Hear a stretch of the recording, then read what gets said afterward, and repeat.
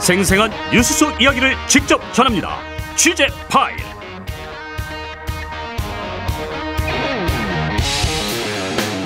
네, 취재 파일 시간입니다. 보도국 김정화 기자와 함께하겠습니다. 어서 오세요. 네, 안녕하세요. 오늘 다이어트 약에 대해서 취재를 했다고 들었는데 네. 이게 모든 여성들의 관심사잖아요. 맞습니다.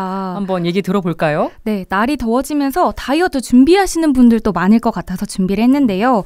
이 다이어트는 성별과 연령 불문하고 한 번도 안 해보신 분들이 없을 것 같아요. 네. 혹시 앵커님은 다이어트 3대 성지라고 들어보셨나요? 저도 다이어트에 관심 많은데 3대 성지까지는 모르겠네요. 이 다이어트로 정말 유명한 병원들을 말하는데요. 다이어트 약 처방을 위해서 전날 밤부터 병원 앞에 줄 설 정도로 많은 사람들이 간다고 합니다. 그래서 저도 취재를 위해서 한번 다녀와 봤습니다. 아니 그러면 노숙까지 한다는 건가요? 거리에서 잠을 자면서? 네, 맞습니다. 저도 진료를 위해서 병원 앞에서 잔다는 게 이해가 안 갔거든요. 당일 아침엔 좀 그럴 수 있는데 말이죠. 병원 후기들도 있었지만 정말 그렇게 병원 오픈런을 한다고 이런 의문이 들어서 직접 병원을 가본 겁니다. 가보니까 어땠습니까? 저는 그저께 밤 10시에 다녀왔는데요. 예. 제가 도착했을 때는 4분 정도가 병원 앞에서 돗자리를 깔고 계셨어요. 모두 다 커다란 백팩을 들고 담요, 먹을 거, 보조 배터리까지 챙겨오셨더라고요. 네. 복장은 모두 밤을 새셔야 되니까 편한 트레이닝복에 모자를 쓰셨습니다. 이야. 또 간이 침대까지 들고 온 분들도 봤습니다. 제가 지하철 막차 시간까지 있었는데 11시 반 기준으로 8분 정도 계셨습니다. 네, 도대체 어떤 정도로 좋은 약이길래 이렇게 네. 많은 사람들이 밤을 새가면서까지 구하려고 하는 걸까? 그래서 네. 제가 5명에게 물어봤는데요. 다들 취침을 준비하시거나 또 주무시는 분들이 계셔가지고 조심스럽게 다가가서 여쭤봤습니다. 사실 취재 중인데 이거 어떻게 오게 되셨냐 여쭤보니까 다들 그래도 친절하게 답을 해주셨습니다. 익명을 요청하셔서 이름은 밝히지 않겠습니다. 먼저 천안에서 오신 20대 A씨는요. 처음 방문이라고 하셨는데 저보다 훨씬 말라 보이셨어요. 그러니까 물론 제가 기준은 아니지만 제가 평균 몸무게거든요. 네. 그래서 이분은 친구의 추천으로 알게 된 건데 친구가 살을 많이 빼고 돌아와서 어떻게 뺐냐고 물어보니까 이 병원을 추천해줬다고 합니다. 네. 곧 여행을 가는데 그 전에 단기간 다이어트 하려고 병원을 찾았다고 합니다. 네. 또 부작용에 대해서는 걱정이 없는지 물어보니까 이 약이 아니면 의지할 데가 없기도 하고 이 다이어트 약들 중에 마약류가 있다는 유튜브를 보고 걱정이 들긴 했지만 단기간에 빨리 빼고 싶어서 찾아왔다고 했어요. 네. 또 친구분도 먹었을 때는 머리가 핑핑 도는 느낌이고 잠도 잘 안 왔지만 먹다 보니까 괜찮아졌다고 해서 이분도 먹어보려고 한다고 답했습니다. 처음 방문한 사람이 아닌 분들도 있겠죠? 네, 맞습니다. 인터뷰했던 분들 중에 5명 중 3명이 병원을 재방문한 분들이었는데요. 이번엔 인천에서 온 20대 여성분들이었는데 친구 2분이 같이 오셨습니다. 이분들은 3번째 방문이었는데요. 배부른 느낌이랑 이런 속이 미식거림 같은 부작용이 있었지만 큰 부작용이 없다고 답을 했습니다. 네. 그래서 너무 말라 보이셔서 이 약을 안 드셔도 될 것 같다 말씀드렸는데 식욕이 많거나 먹고 싶은 게 너무 많을 때 그때 조절해야 되기 때문에 처방받으러 오셨다고 했고요. 네. 또 다시 찔까 봐 불안해서 오셨다고 했습니다. 체중에 따라서 또 처방받는 개수가 다른데 자신은 이제 3알에서 5알 정도 먹는다고 합니다. 20대 여성들이 아무래도 좀 많은 것 같네요. 네, 근데 남성분도 계셨습니다. 그래서 여쭤봤어요. 근데 여자친구분이랑 같이 오셨는데 처음 오신 거였고 여자친구분은 2번째 오셨다고 해요. 그래서 네. 병원에서 근무하는 분이셨는데 병원 선생님들 사이에서 여기가 유명하다고 해서 알게 되셨대요.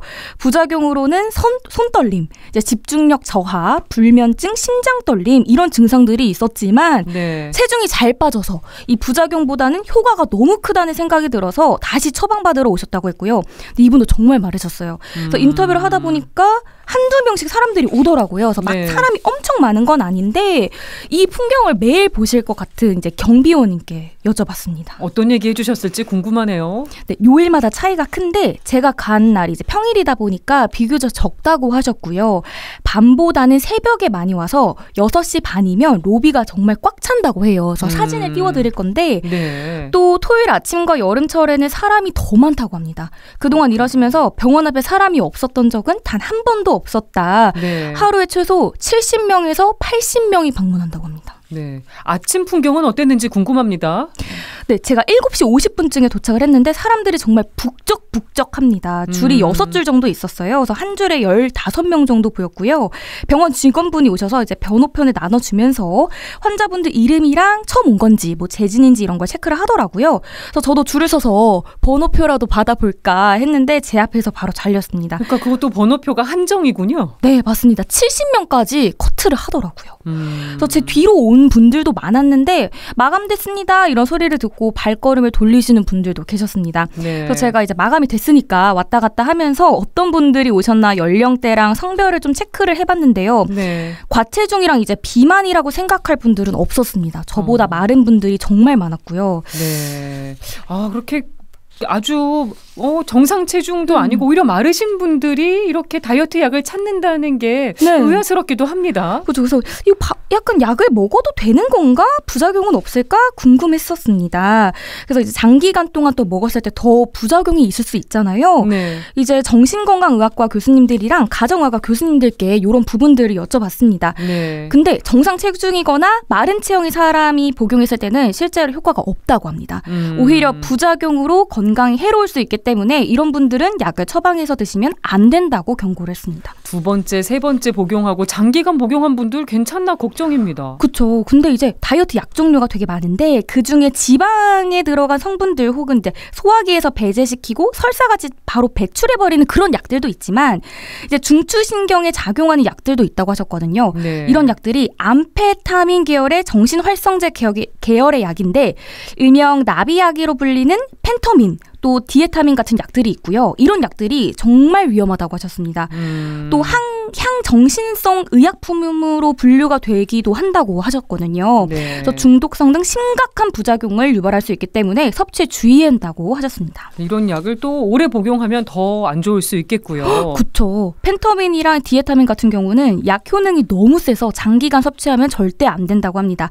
한 달 복용 후에 뭐 휴약기를 거쳐야 된다고 하는데요.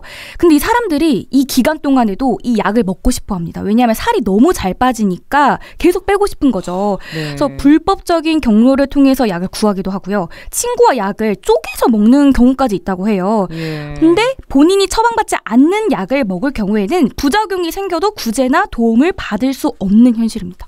아니 불법적인 경로를 통해서 약을 구해서 먹는다는 거 이건 어떤 겁니까? 사실 일반인들이 팔 수가 없는 거잖아요. 네. 자신이 처방받는 남은 약을 SNS로 파는 겁니다. 근데 이런 행위 자체도 불법이고요. 또 의사의 처방 없이 복용할 경우 적정량을 넘을 수가 있잖아요. 그렇죠. 근데 이런 비만 약물들은 대부분 용법이랑 용량이 정해져 있습니다. 또 병 앞에서 처방되면 안 되는 약들도 있기 때문에 이 기준을 어기고 약을 복용하면 효과보다는 부작용과 건강에 정말 큰 위험이 생깁니다. 네. 심할 경우에는 생명을 위협하는 경우가 발생할 수 있다고 했고요. 절대 의사의 처방 없이는 약을 복용하셔서는 안 됩니다. 네. 또 이제 SNS로 쉽게 구할 수 있다고 해서 이 약들이 영양제처럼 쉽게 섭취해서는 안 되잖아요. 네. 또 이 약들이 전문 의약품으로 분류가 되는 건데 이 전문 의약품은 의사의 처방과 관리가 필요한 약물이라는 뜻입니다. 근데 이게 왜 그러면은 전문 의약품으로 지정이 됐느냐? 오남용의 우려도 있고 이 효과와 부작용을 모니터링을 하면서 복용을 해야 되는 약들이기 때문인 건데요. 그렇군요. 그렇기 때문에 전문가들은 불법적인 거래들에 대해서는 단속과 관리가 꼭 필요하다고 지적했습니다. 그렇지 않아도 경찰이 이 다이어트 성지로 불리는 병원에 대해서 혹시 마약류 관리법 위반한 건 없는지 수사에 착수했다 이런 보도도 있긴 있네요. 다이어트 약에 대해서 관심이 많은 것도 있지만 네. 좀 너무 쉽게 생각하는 사회적 분위기도 문제인 것 같습니다. 네, 맞습니다. 저는 이거 취재를 하면서 유명 드라마 중에 이런 대사가 떠올랐는데요. 이제 요가 강사에게 수강생이 이렇게 물어요. 요가하면 살 빠지는 거 아니에요? 라고 묻자 살은 빠지는데 저는 약 먹고 뺐어요. 이렇게 답을 합니다.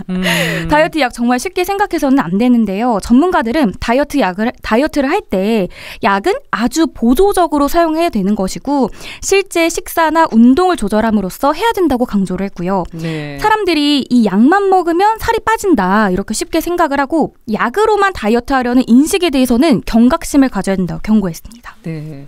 그러니까 이런 부작용 같은 것도 좀 다시 한번 짚어볼까요? 네, 신체 에너지 대사나 이런 살이 찌고 빠지는 것들 또 활동량을 늘리는 것들 대부분이 사람의 행동, 이제 정신에 관련된 기능이라고 하셨는데요. 이 기능들은 항상성이라는 걸 유지하도록 조정이 되어 있는데 이걸 인위적으로 약으로 강력하게 뇌에 영향을 줘서 행동이랑 체중을 바꾸면 반드시 반대급부가 따른다고 경고를 했습니다. 네. 그러니까 예시를 들어주셨는데 도파민이 과도하게 활성화가 돼서 그로 인해 정신병적인 이런 증상이 생긴다거나 약을 복용하고 있지 않을 때 정상적인 활동이 유지되지 않을 정도로 우울 혹은 무기력에 빠질 수 있다는 겁니다. 네. 또 인위적으로 어떤 사람의 정신기능을 바꿨을 때 생기는 아주 치명적인 부작용들이 있기 때문에 약을 막 세게 받고 싶다 이런 생각은 아주 위험하다고 경고했습니다. 네. 건강하게 다이어트 하는 법 이런 것도 한번 정리를 해보죠. 네, 전문가들은요. 비만 치료의 가장 중요한 원칙은 균형 잡힌 영양소 식단으로 저열량으로 먹는 게 가장 중요하다. 이렇게 입을 모아 말했고요. 그 다음에 신체 활동량을 늘리면서 운동을 하는 게 중요하다고 했는데 네. 또 식욕 억제나 추가적인 약물의 도움이 필요할 경우에는 의사의 처방과 관리에 따라서 약물 처방을 하는 것이 가장 효과적이다. 이렇게 강조를 했습니다. 정상 체중인데도 과도하게 다이어트하는 여성들 참 많아요. 주변에서 어렵지 않게 보게 됩니다. 네, 제 주변에도 좀 볼 수 있는데요. 정신건강의학과 교수가 이런 얘기를 했습니다. 현재 본인 모습을 인정하고 객관적으로 자신의 모습을 인지해야 된다. 그리고 정신건강 이런 문제들을 들여다봐야 된다라고 했고요. 또 코로나를 거치면서 이제 신체 활동이 줄어들었고요. 사회적 활동이 줄어들면서 몸을 움직이는 활동들은 줄어든 반면에 이제 SNS, 디지털 미디어에 많이 노출이 되잖아요. 네. 근데 미디어에는 자기 애적 콘텐츠들이 넘쳐납니다. 그렇기 때문에 그걸 보면서 상대적인 빈곤, 상대적인 박탈감 이런 걸 느낄 수 있고요. 네. 뭐 내가 못났고 내가 아름답지 못하고 내가 예쁘지 않다 이런 인식들이 기본적으로 많이 형성되는 것 같다면서 그런 부분들이 이제 신체 활동을 늘려야지 이런 걸로 이어지는 게 아니라 손쉽게 약을 먹어볼까? 이런 다이어트 약이라는 편한 방법을 선택하는 게 하나의 트렌드가 된 것 같다고 지적했습니다. 네, 다이어트 성지로 불리는 병원에 여러 번 가느라 고생을 했는데 취재해보니까 어땠어요?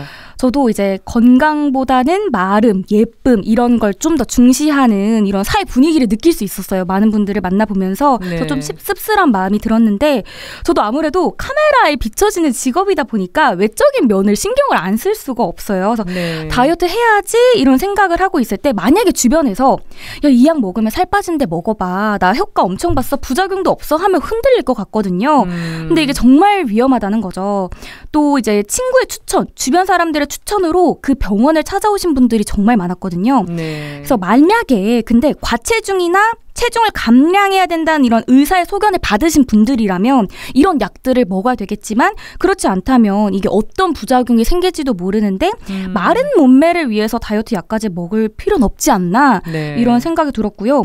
정말 전문가의 상담 이후에 복용을 해야 된다는 점을 다시 한번 강조하고 싶습니다. 알겠습니다. 여기까지 들어보겠습니다. 김정화 기자 수고했습니다. 네, 감사합니다.